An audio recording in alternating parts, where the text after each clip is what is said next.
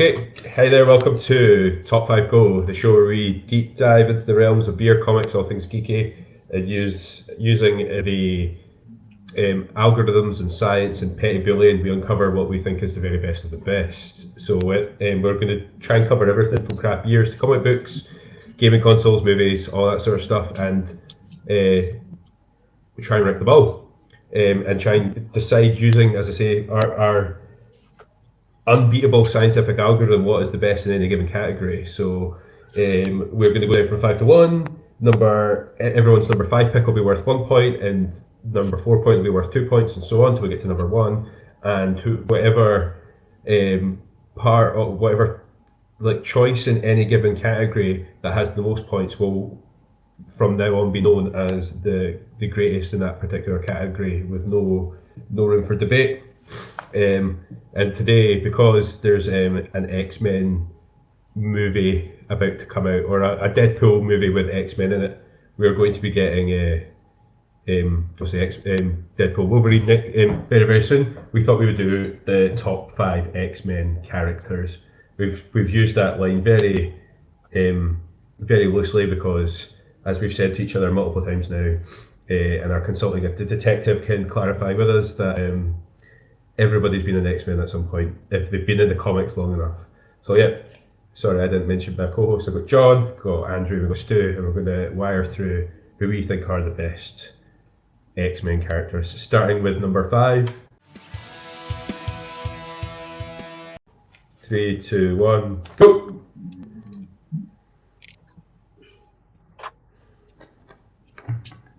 Oh, nice. This is going to be an easier one to do points for, I think. Okay, awesome. Stu, Storm. We all love Storm. Yeah, she's like the backbone of the X-Men. She's always there, controls the weather, normally has like a cool haircut, and yeah, you don't want to mess with Storm. Like she will like ruin your day, or at least the weather. Is it your day well done, Stu. I like that. Yeah. I think Storm is. Storm was one of those characters when I was younger I didn't really appreciate. I think obviously watching the 1992 cartoon as a 4-year-old or a 5-year-old boy, just didn't understand why Storm's so cool. But like when you kind of look at the character now, you're like, oh my god, how progressive was having such a dominant figure in this media, a woman of color. You know what I mean? It's absolutely incredible. So, and she is one of the, she's one of the senior X-Men. She is just a total boss in general. And I think I love Storm as well, man. Great character. I think she defeated Cyclops, and when they had a fight to see who was going to be the leader, and she led them for many years. I think she's a seminal character. One of the few that we talked about there. Some of them went bad and stuff like that. I don't remember Storm ever going to the bad side. Was the Shadows when she was growing up as a sort of street urchin, but apart from that, yeah, totally. I don't want to dip too much into comics, but there is at least one storyline where she has turned to the bad side. But it's Andrew, you had Phoenix. I had Phoenix. Yeah. Jean Grey, I think, has been the sort of character who's adapted most over time in the X-Men. She started off just as sort of a telekinetic. She could move things with her mind. She gradually sort of moved on to being able to sort of speak mind to mind with Charles Xavier first of all, and then this telepathy ability, the thing of it. I mean, eventually she developed to the point where, admittedly through an external source, she became this godlike entity, one of the most powerful sort of entities in the Marvel universe. And to this day, I think the death of Jean Grey is, I read it in the 80s. It was just one of the sort of comic events that made me go, "This is how good comics can be." Yeah. When the Shi'ar took her away to the moon, and if you've never read this storyline, the X-Men have to fight the Imperial Guard of the Shi'ar Empire for the life of Jean Grey, and it's just one of the best standalone series I've ever read. So yeah, Phoenix. Other Phoenix. I really, unfortunately, one of the ones I spent a little bit putting Phoenix in my top 5, and actually the reason I didn't put her in it is because she's never been adapted very well, and she's amazing in the comics, and but we've yet, apart from maybe the cartoons, we've yet to have like a decent adaptation of the Phoenix storyline, particularly in movies. You know, We've tried X-Men to 3 do is the atrocious. twice, Yeah, basically, and it's been sort of a wee bit unsuccessful both times, unfortunately. I don't know why they can't get it right, because We'll always it's have the comics, and the comics are great. yeah, absolutely. John, you had Rogue. We all love Rogue. Yeah, just a good character. Yeah. I'm intrigued. The first one I saw was in Secret Wars back when Marvel UK used to reprint the Secret Wars miniseries from the 80s. I'd never seen the character before, and I was just intrigued as to who this character was, And her backstory was she was obviously one of Magneto's Brotherhood of Mutants, and she managed to drain Miss Marvel, Captain Marvel's powers, and retain some memories, and that intrigued me. And ever since then, ever since she had done a comic, I thought, yeah, I like this character. And she's been treated pretty well over the years. Really just fantastically dealt with the X-Men 97 cartoon series absolutely. on Disney Plus. Just fantastic. So yeah, one of my favourite characters. Yeah, she's amazing, and just that. I don't think that. Just that amazing, like, just juxtaposition of her being so strong and so powerful, but not being able to, like, can do the big things amazingly, but can't do the wee things like touch, and she's just got one of the more interesting powers. I think everyone has, like, apart from maybe Cyclops, but a lot of the characters in X-Men have have the positives of a power, but not very much negatives coming with it. Or at least not on the same level as Rogue, where she has the whole thing about she can take any powers that she wants, but then she can also, by doing so, she can kill the person she's contacted, and it's just great. It just creates a massive like conflict within her. I wish I had that's 3 really deep choices, guys, and I've just gone with Juggernaut because he's fucking amazingly hilarious. It's just, there's no character depth. I know you can, in the comics there is a wee bit more than but just as a character, this guy that just runs at shit is just awesome. And so I think sometimes that's all you need. I think his looks amazing. I like the idea that once he starts moving, he can't be stopped. It's just excellent, and he has been he's been represented really well in all media, and I don't think there is one. I don't think there's one representation of Juggernaut that's been done poorly. Vinnie Jones. You'll notice on my Juggernaut I put Juggernaut B word because that is my favourite line in X-Men 3. Do you not know who I am? Juggernaut B word. That's But I thought Vinnie Jones was very funny. It was just him being Vinnie Jones, and there was no other character depth other than Vinnie Jones can now run through walls. But that was fine by me. In a latex rubber suit, it was quite. Yeah, absolutely. Yeah. He's a great character. If you've read, say, early stories about Kane Marco, he's sort of the step brother. I think he's Charles Xavier. How he gets his powers, it's really interesting. And that whole Sitarath thing, he's the embodiment of a living god or something like that. That's why he can't be stopped. Is something which I didn't come to till quite late. I didn't read about that until AVX probably, when his power was transferred over to another character who I'll not mention because he might come up later on. Yeah, awesome. Aye. Cool. Right, well, we go down number 4 then, because I think a lot. I think these characters will show up quite a lot. So number 4, 3, 2, 1. Juggernaut, Jubilee. Oh, okay, hold on, let me get my scores then. John, can I start with you? Is that alright? Yeah, go for it. Why? Because I think Jubilee Jubilee for me has probably gone through the most change in my perception of them. I used to think Jubilee was the worst X-Men. I got really annoyed by them. You know, I always remember in 1992 when she was walking down a street and she didn't see a giant sentinel hiding behind a tree. It was just like she can't even see giant robots and her powers are fireworks coming out of her hands. But in X-Men 1997 she was excellent. So yeah. Yeah, well, my memories obviously are from her original comic appearances way back in the day. When she first appeared, as you mentioned, very in character and just surprisingly had a lot of longevity. You wouldn't think when that character was introduced that she'd be around for a long time and be as popular as she is. Never really kind of portrayed her that well in the live action. And as you said, the 92 cartoon done her dirty.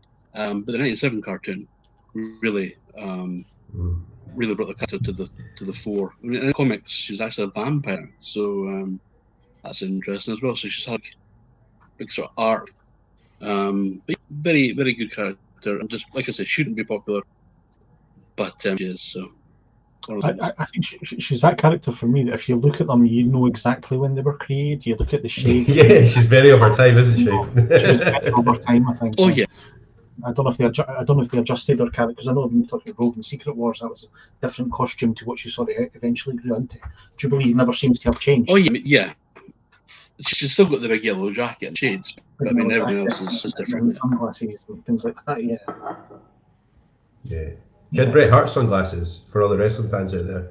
She had Bret the Hitman Hart sunglasses. Pink ones. And it was like I used to quite enjoy that, but yeah. She's a good character. Juggernaut shows up again. More Juggernaut. Yes. Purely just for Vinnie Jones' portrayal of the character. Sorry to whoever created him, but my God, like that's one way to make a memorable character, and one way to make Vinnie Jones look like a big bell end. quite literally, I think, in some scenes in that movie. I've got Storm again, and it's just exactly what we said before. Just a really excellent, a very brave character to have created. X-Men is often sort of regarded in its sort of original run as like a response to the civil rights movement and a discussion of the civil rights movement, and to have that discussion and place Storm in there as well, and it's just really excellent. Just a great character, and I get one of those characters that people maybe don't realise is as cool as she is until they get a wee bit older. I think when you start to realise the nuance to the character. But yeah, she's ace. Number threes. All good. What's my number 4? 3, 2, 1. Oh, sorry, Andrew. We skipped you. Beast. Andrew. Yeah, Beast. He's a beast. Yeah, beast.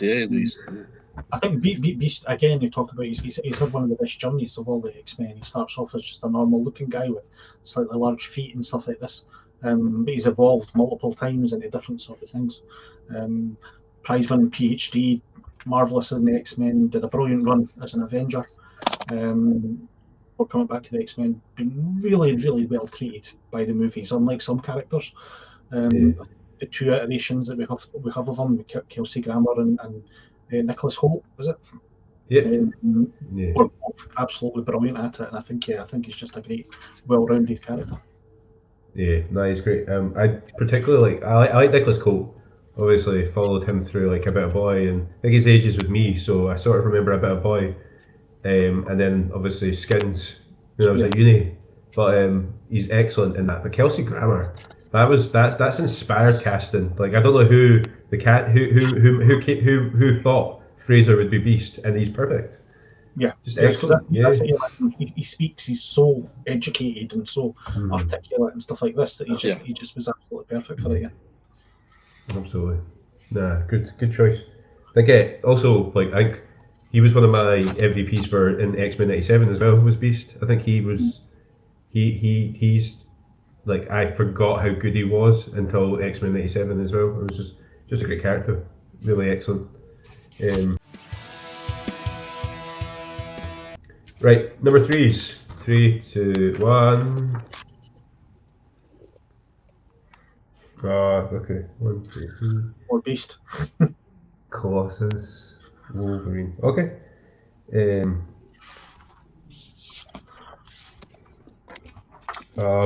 yeah. Do you want to add anything? Do you want to add anything to Beast? Just other than it was inspired casting to get Kelsey Grammer slapped up in that blue paint. Yeah, I mean, it made sense. Like, whilst I never really watched the X-Men cartoon back in the day, I did see enough of it to kind of know, like, to hear the voice of like the Beast character, and as you said, like this dark, gravelly, well-educated persona, and that is Fraser Crane. Like, Yeah, just absolutely. slap some prosthetics on him, and I think maybe was in the last few years that Stinger clip appeared. Maybe there was a digital Beast, uh, but it was still Kelsey Grammer bringing those dulcet tones to the character. Yeah. Yeah, absolutely. Good choice. Colossus. Colossus. I'm going to say this because it's like the Wonder Years, or when you talked about there about Nicholas Hoult. We watched Colossus. People didn't realize how young Colossus was when X-Men, the giant size X-Men came out and he was sort of first introduced. He's still just a teenage boy, and he's just this massive guy with amazing power and so strong. All the most powerful characters, superhero-wise, in the Marvel universe, are strength characters. It's established that the Hulk and the Thing and stuff like that. The brute strength can just be everybody, and he sort of engaged that. So we watched him grow up, meet the love of his life, get married eventually, I think, although that probably didn't work out because it's comics, and stuff like this. Introduced a sister who was just as interesting in Elia Rasputin, who was really one of the standout ones. I don't know if you saw the New Mutants movie. I actually really liked it, and she was one of the standouts. Best thing in it. Yeah. She was great. So, Colossus is more people will be aware of him now because he was in the comics, but he's sort of that character in the Deadpool movies. That's not really Peter Rasputin. Like he was the Colossus, the younger Colossus was in like sort of X-Men 2 and 3. Yeah. Very, very briefly, and then got his head stamped on in Days of Future Past, which was a scandal. But he's a great character and love him. I really liked him. I remember being a bit disappointed with him in X-Men 2. I love X-Men 2. It's probably one of my favourite X-Men movies. But when Colossus shows up in that scene, it's like, yes! And then he gets sidelined quite literally by Wolverine. I can help you. No, it's fine. Yeah. We want to see the fast don't we? That's what we want to see. Yeah.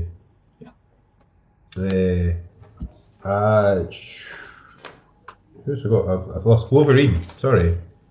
Yes, Wolverine. A lot of the Wolverine. That was the he's a very little known variant character. Yeah.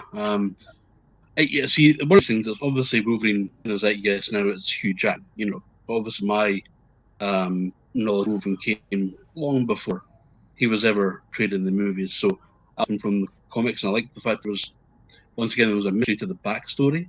The fact that it was maybe over 100 years old, and they kept dipping into the story, and you got to see him in like World War II, and you got to see him in feudal Japan, all that kind of cool stuff, So, and you get the seminal Wolverine miniseries by Claremont and Frank Miller, where basically it's him versus a bunch of ninjas, which is awesome. And it kind of adds that kind of lone samurai essence of the character that's been built in ever since.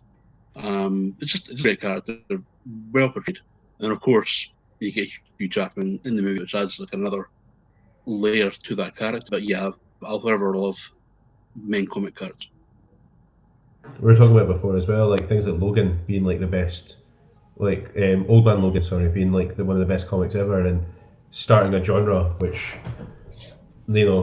has been done to death in Marvel now, but obviously Kevin Eastman and Peter Laird did it with the Turtles to an extent as well, with like The Last Ronin and stuff. Just creating this genre of like, let's fast forward 30 years and see where they are now. And excellent, and also Logan. Yeah, they did a lot of Spider-Man, the end, Fantastic Four, the end, all that kind of stuff. And they kind of projected as if a kind of if. But the good thing about Man Logan is it was popular. They brought him into the main Marvel run, and he actually had a Man Logan title based in the present MCU, because at that point they killed off Wolverine. So, but obviously Wolverine's back now. But yeah, just as such a popular character that they managed to wangle his way into the, much in the same way Miles Morales was a popular character in the Ultimate Universe. Marvel got rid of the Ultimate Universe and brought Miles Morales into the regular Marvel Universe. So it's the same kind of with Old Man Logan. Yeah. Yeah. I had Nightcrawler, just always one of my favorite characters. His power is so cool, like just even down to and again one of those characters that gets like, I think has been represented very well in most of the media he's been in. Obviously, if we can forget about his portrayal in X-Men Apocalypse, that'd be amazing. But just really, really good. Just a really good, an interesting character. Someone that looks like a devil that's super religious. Just again, it's like one of those juxtapositions of like who they are on the outside don't match with who they are on the inside, and it's I love that. And yeah, just the fact that he's got his own word, because how do you portray the sound that a creature makes when it jumps from A to B through teleportation? Of course, it's Bamf. It's like. I think Nightcrawler is one of the best designed characters. At the time he came out, when all superheroes basically were just like white men, sometimes dark haired, sometimes light haired, but primarily just white men. I think that Giant Size X-Men, again, when they first came out, they tried to introduce a Japanese character who didn't really work and left pretty quickly, and a Native American who left pretty quickly as well, although I think his brother came back as the character years down the line. But it's just like when they put them all together, somebody's went, I'm going to have one with a tail and only two toes, and got completely black skin, and he's and folk are like, what? And but he's again, when I talked about Colossus being like the heart and soul of that team, Nightcrawler just as much as the soul. He's obviously that deeply religious. Will only do the right thing sort of character. He's a philosopher. He's a great character. He is, I think. Okay, number 2. Choose. 3, 2, 1. Messi. Okay, hold on. It doesn't get that messy because I expected to get messier, but I think the fact that we're all comic fans as well. Like, I think if you were doing this based on television or movie representations, it would probably be a messier list. Yeah. I want a variation. Excellent choices again. More than once. So I watched The Boys, John, last week, and Multiple Man gets riffed on there in like the most horrendous way. But I'm assuming like the multiple man of the X-Men series isn't as a horrific human being as the one that they had in The Boys. No, is no near. I wasn't actually aware of the character until it came about maybe late early 90s. And it was Peter David had just taken over writing X Factor, and it had to have a strong guy in Polaris, and Multiple Man is one of the characters. And I'd never really read this character before. Oh, he can duplicate enough. But one of the mysteries in the first story is there's a dead body, and they all go to investigate, and it turns out it's him, and it's one of his multiples that he never reabsorbed. One of the multiples actually went into the world and gets murdered. He doesn't actually realize it never reabsorbed. And one of the jokes is Val Cooper, the X Factor liaison, when asked by one of the reporters, said that guy seemed quite distressed. Would you say he was quite upset? And she goes, I'd say he was beside himself, which I thought was just genius. Yeah. And from that line words, I've loved Multiple Man. It's just a great character as well. Joe Clara took over art duties on X Factor, and there's an issue and where Multiple Man is about to kill this a mutant monster gouging his eyes out.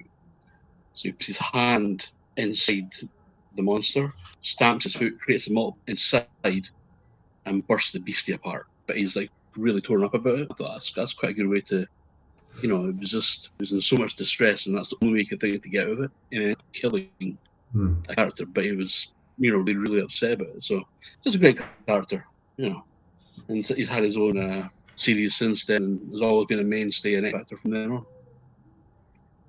Yeah, it's not, I've only. He's one of those characters that intrigues me, but I've never really I've never read him, and obviously he's not been represented very well in the media. He was in one of the movies, I think. He's in X3 Yeah, very Series briefly, 3 isn't for like 2 seconds. Yeah. he? Yeah, just enough Yeah, to say, two hi, seconds, this and guy's got a all. really cool power, and then he uses the power once, and then that's it, and you're like, oh, okay, he's gone then, I take it. Yeah. Yeah. X was a very messy film. They tried to introduce too many characters at once, so some got lost in the shuffle. Andrew Mimic, that's quite high for a character that many people maybe aren't aware of. Yes, I just think he's, and I'm going to tell you why I think he's a greatly rounded character now. I know that, I don't know, Geoff or Stu, if you possibly not even heard of him, because he's not particularly well known. I'm sure John will have heard of him. He was a very early character. Like he first appeared in X-Men like number 10 or 11 or something like that back in the 1960s. Calvin Rankin, his character who can absorb the powers of all those around him. He didn't last long. He sort of died. And then did that thing with comics that you do where you die and you come back and stuff like this. And he was always a character who struggled with being a hero, but he tried his best and eventually died sort of heroically. And it would have been easy to forget about him, except a few years ago, Marvel they reintroduced him in this series. It was like a 100-issue series called Exiles, which is absolutely one of my favourite runs of X comics that they've ever done. And it was like it was Marvel Comics' answer to Sliders. So you had hero characters jumping between parallel worlds where anything could happen. So anybody could be Superman. You had a world full of Spider-Men that had been infected by the Croc and things like this. And Calvin Rankin's Mimic character was the leader, alongside another character who could easily have made Malice here called Blink, were the kind of heart and soul of that Exiles run. I don't know if you read that Exiles run, John. It was read some of it. Good. Yeah, it was really, really good. And Mimic Exiles, was that character, and he also had a really cool costume. He basically had the X-Men costume for the original X-Men, but he had the big feety beast, and he had a visor like Cyclops, and he had the wings like Angel. The Angel wings, yeah. So he was basically things like this, and I really liked him, and he always stuck in my head. Mimic. That's a good one, man. I've even written down the Exiles comic. I'm always looking for new stuff. I'm surprised that some of these characters are. What I love about this is there's such a gallery of characters that there's so many guys that are showing up at once, and I am surprised with that. I've got Gambit. Before we go into ones as well, because it would be easy to pick for like the core 5 originals, and then like the sort of 5 or 6 that came with giant size X-Men. But there have been so many X-Men over the years. Probably 50, 60, 70 characters. There's obviously generational stuff as well. Obviously, there's a massive age gap between me and Stu and you and Andrew, but like just that introduction to the X-Men is probably different in that we were obviously Sky One Saturday morning 1992/93. Yeah. I've got Gambit, and Gambit was just the coolest. He was cool. He's suave. He was clearly handsome. Just had this cool power where he makes things explode, but his kinetic powers and stuff, and just a total we said that about Jubilee, where you can tell when she was created based on her look, and I think there is a similar thing that can be said about Gambit. He's very much but he just I don't know how popular he was in the comics before the 1992 TV series was. But he just down to his he was pretty popular. Yeah. But just into that sort of Cajun French Cajun accent, and just the fact that there is something a bit like there's a bad boy aspect to him as well, and that obviously he gambles and all that sort of stuff. Just a great character. And then I really enjoyed him in the 90s. Always wanted to see him come out in the movies. So we got him in one movie and he wasn't very great. I thought Taylor Kitsch was pretty decent. I thought it was one of the few good things for There was Well, a lot. I think so too, but I think so too. I'm just a bit sad that was his only real stab at it. But then also like all the X-Men, his run in X-Men '97 is just unbelievable. Probably one of my favorite 30 minutes, sorry, of superhero media ever. And Gambit is front and center. And then there's that horrible moment at the start of episode 6 where he doesn't, when you realise he's not in the opening title sequence anymore. It's like, okay. But yeah, Gambit. And then Stu, I think, has picked the first appearance of Magneto, which again is like, Yeah. Purely down to his excellent portrayal by Michael Fassbender in sort of like the rebooted X-Men movies. Just that X-Men First Class, like the whole sort of, you get to see the backstory, like the concentration camps with the tattoos, and like it just shows you like, so there is more to this character than just like that weird costume. And it really kind of made me pay attention to that character more and appreciate him more. So yeah, and again, it's just like the powers he has and the fact that he is kind of like, when we were getting to like the top tier X-Men, and when it came to like spot number 2, it was either Professor X or Magneto. Magneto's cooler. Wonder what your number one's going to be. I wanted to be in that writing room when they were pitching X-Men characters, and one of the guys was like, "How about we've got this like magnetic guy, right? And he controls, he's the controller of magnetism, the master of magnetism, but his backstory can be that he is a Jewish survivor of the Holocaust, and as a result, he's about mutant rights and looking after mutants at all costs." And then the rest of the writers around the table are like, "Oh, that's brilliant. We should get him on the X-Men team." And then they go, "No, wait, we're going to make him an antagonist and just blow folks' minds." Like it just. He was the bad guy. The X-Men issue 1. He was the bad guy. And other evil mutants showed about 2 or 3 issues as well. So, one of my favourite moments from any X-Men movie, and it follows up on one of the best movies, but it's the X-Men. I'm going to say Days of Future Past, when he rescues Magneto, when Quicksilver rescues Magneto from, or Magneto, whatever like that, and then brings them into the sort of the lift, and as they're waiting for the lift to arrive, he's like, so what's your thing then? So I can move metal with my mind, and Quicksilver goes, "Oh, my mum used to know a guy who could do that." It's just one of the great nods to like the fans that they were. My favourite Magneto moment is probably in that same film, but it's Ian McKellen's Magneto, and it's the bit where him and Professor X finally like have that kind of talk on screen about like, "I wish we could have resolved our differences before it came to this," and then he uses his power. It's him basically fighting all the Sentinels on his own.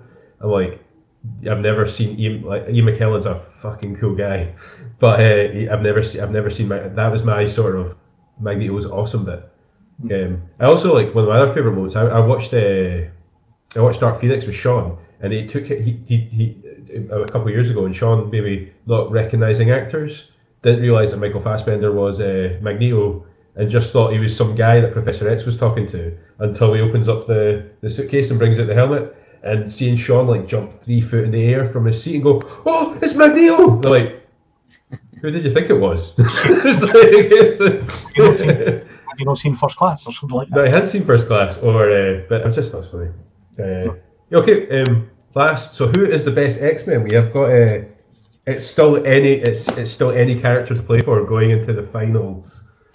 So everyone's number one X-Men character is 3, 2, 1. We've done it again. Okay, hold on. I know it's Andrews. I know I get more obscure as I go along, but it's just because my I thought that. You took it as And Wolverine. Cool. Awesome. Anything you want to add to our chat about Wolverine, Stu? No, he's just this character with like obviously he's had a lot of focus with the like with film franchises. He's clearly a favorite. But just through the films like the Wolverine and like the guy has got a storied past. He's been about long enough they've sent him everywhere. But yeah, just this cool dude. I mean, Logan, just such a fucking brilliant film. Sorry, you'll have to edit that out. But yeah, just is like when you say X-Men, that's the first image that comes into my head. Yeah. So, could not pick. No, Logan is top notch. Andrew, I was going to come to you last, but since you've got an obscure guy, I don't want to finish the discussion of the top X-Men on Phantom X. Phantom X is a great guy. He's possibly he's not. I don't think he's actually a mutant. He's no technically a mutant. He was created as a Sentinel, basically, as part of the Weapon X, or I think they called it at that point. They called it the Weapon Plus program. And so he's got a load of different powers, and it would have been easy for him just to be sort of a wee bit one-dimensional. But his designation in Weapon Plus was like Charlie 7. He's got a split personality, so depending on who's controlling the personality at any one time, it could be, a sort of modern guy. He sort of identifies as French, even though he's no French. He's called Jean-Philippe or something like that. One of his alternates is an 18th century French noblewoman. And stuff like that. He's a lot of fun. He's very powerful. He's a very cool looking costume. Look him up, Phantom X. They did a Max run on Phantom X, which is absolutely one of my favourite runs of the sort of early 2000s when Marvel were starting to get a bit more serious about putting out a wee bit of adult content. I know most of you will probably never heard of him. John, you've probably heard of him. You've seen him. You'll have seen him in X-Force. He was part of that X-Force run. With was it Forge or no Forge? Was it Forge? Yeah, Forge would have been. I remember there was one with they had grey and black costumes and Wolverine and all that kind of jazz. Yeah, I remember. Wolverine was in it. I think it was Forge or Bishop or something like that. Who's in that run as well. Forge is another great character. He's a character he could easily have made it on as an obscure character. I think is absolutely brilliant. But that X Force or X Factor, I can't remember which one, the run that they did with the white and black and the grey and black costumes is marvelous. You should absolutely read it. I'll do it. I've got him on my list. This was good about reading the will and handwriting stuff down. I've got so much to check out now by doing these videos. Cable was very close to being my top 5, and then I sort of forgot him when I was like, oh, should I be including X-Men? When they were trying to work out whether it was X-Men or X-Men characters. But Cable was bloody cool. Just like yeah. Cable, one of those characters, once again, you can tell when he was first designed. It was, early mid-90s, just pockets everywhere, created by Rob Liefeld, obviously. My first time I saw Cable was on a comic cover, and it was Jim Lee was from the X-Men, and it's part of the Extinction Agenda miniseries, within the actual series itself. So I picked up 2 random images, and they both happened to have a Cable front cover. And one was Jim Lee, and I'm flicking through it, who is this guy? This guy just looks cool. And then obviously I got to the Liefeld issue, and I was like, this guy's really cool. It's a fun character, Once again, one of those mystery men that had a bit of backstory. It was like, who is this guy? Kind of alluded to the fact that he has ties with the Marvel history. And then you find out a couple of years later, obviously, he is, Nathan's source. He was sent into the future. But then there's a run, a miniseries before he got his own title by John Romita Jr., Andrew's favorite artist, who takes Rob Liefeld's designs to the max. And there's a picture I'll send you, which we have fallen to use when you put graphics on for this, of just sheer 90s big guns, big boots, big pots, chrome everywhere. It's pure 90s. But once again, a good character, and obviously had his evil twin, Strife, who was essentially a clone. It didn't have the technovirus, which was pretty cool, I thought. So just very cool character, cool backstory, and one of those ones that you think might not stick around for too long because it was just pure 90s, but the character, got a bit of staying power, and obviously featured in Deadpool 2 played by Josh Brolin, rather excellent, I thought. Oh, excellent! Yeah, his portrayal was amazing. Exactly who I would want to play. Let's just get Josh Brolin in and do his No Country for Old Men stick. Like, just. I like Kel Chandler. The original director wanted Kel Chandler to play him. You know Kel Chandler? No. Yeah, Friday Night Lights, yeah, would have been interesting, but Brolin. Yeah, but you hear Josh Brolin and you go, yeah, Maybe gravelly, solid, yeah. And we're like, he's already Thanos and stuff like this. Potentially lazy casting then. Like you want, I don't know. I want to think that.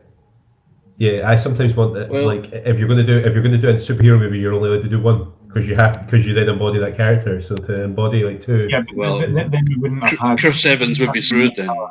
Yeah, I know. Scott Pilgrim's The Losers, Captain America, Fantastic Four. Absolutely nailed them. Josh Brolin was great. He did. Yeah. He did. So really good. Yeah. Another character that was amazing in X-Men '97 as well. I thought they covered Cable's saga in '97 brilliantly. I didn't watch a lot of cartoons, unfortunately. So neither did I, honestly.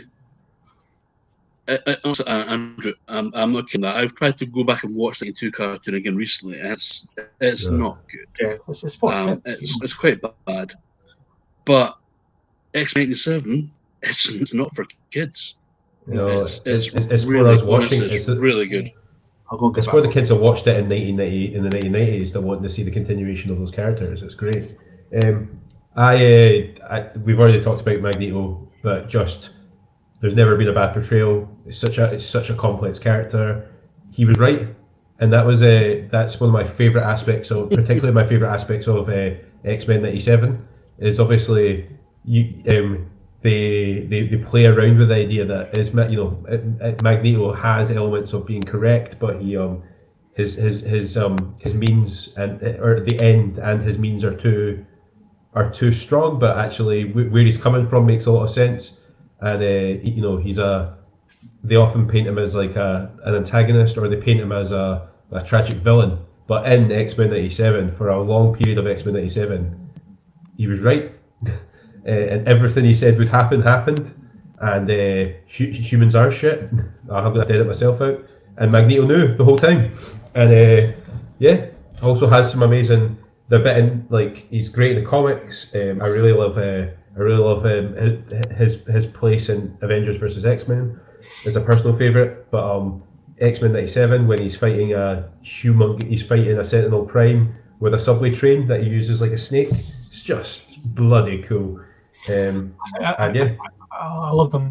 John earlier on talked about Secret Wars, that when the Beyonder first put the good guys and the bad guys into 2 separate areas, he popped Magneto down with the heroes, and that was like the first bit of drama in that. The bone of contention was the heroes turning around and going, "What's the fuck?" Trying to be fair to keep up for the algorithm, but what's this guy doing? From that cosmic perspective, though, he's correct. Yeah, as a good guy. Awesome. Yeah. So, hold on.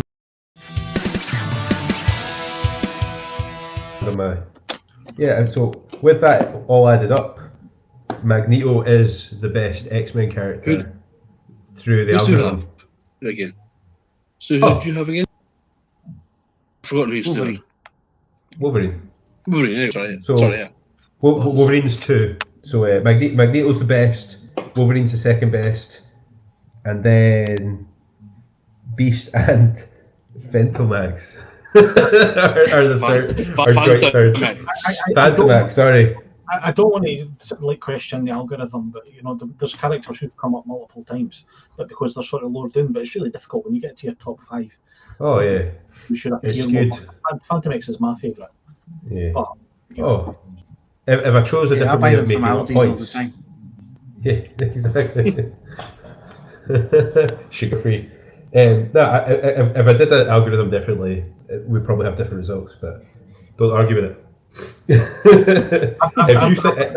Algorithm, I've come up with Cyclops, even though he didn't get mentioned at all. And I think it's staggering that Cyclops didn't get mentioned at all. You know, I'm surprised. He's the only sort of mainstay. He's the only person who never left, who's always been there, never courted the Avengers. He was on the peripheral. He was on the peripheral for me, Cyclops. This is a few of this, like, over the years. Cyclops was just like hanging around the edge. There's a character called Maverick who was hanging around the edge as well. So there's a few that were kind of like didn't quite make it into the top 5, but were in maybe say the top 10. So Cyclops is in that. Well, we're not doing top 10s because when I got this idea for you guys going top 5s during the podcast, so if you want to blame anyone for there not being top 10s, it's you. So, top 5 is supposed to be 10 minutes as well. So I hate to think how long it would end up being. So. So yeah, if you disagree with us, put it in the comments, and thank you again for joining us. Enjoy Wolverine and Deadpool and the Wolverine, and from when we're recording, I don't know when this is coming out, but yeah, awesome. 10 days. I'm going to put it out just in time for the movie. So can I just say that a trailer dropped today, and this is 10 days out. Dogpool. Yeah. Today, so amazing, awesome, cool. We got a drink. See you next time.